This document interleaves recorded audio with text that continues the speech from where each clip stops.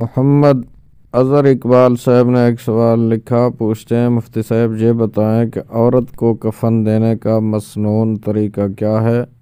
کفن کس طرح عورت کو دیا جائے گا؟ بسم اللہ الرحمن الرحیم۔ الجواب بعون الملک الوہاب، اللہم ہدایت الحق والصواب۔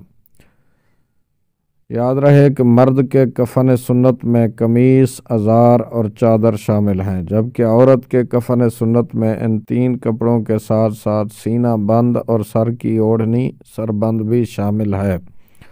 عورت کو کفنانے کا طریقہ یہ ہے کہ چارپائی پر پہلے لفافہ یعنی چادر بچھا کر اس پر ازار بچھا دیں، پھر کرتا یعنی قمیص کا نچلا حصہ بچھائیں اور اوپر کا باقی حصہ سمیٹ کر سرانے کی طرف رکھ دیں۔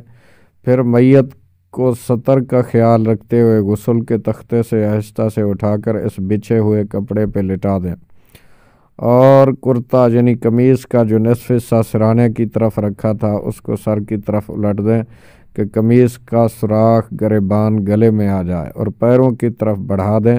جب اس طرح قمیص کرتا پہنا چکے ہیں تو غسل کے بعد جو تہہ بند کپڑا میت کے بدن پر ڈالا گیا تھا وہ نکال دیں۔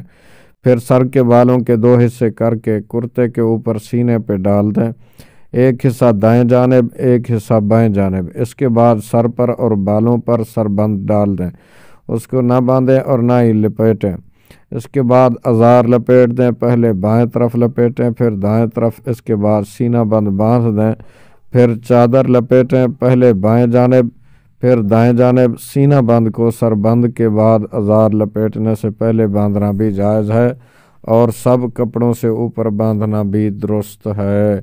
واللہ اعلم عز وجل ورسولہ عالم، صلی اللہ تعالی علیہ وآلہ وسلم۔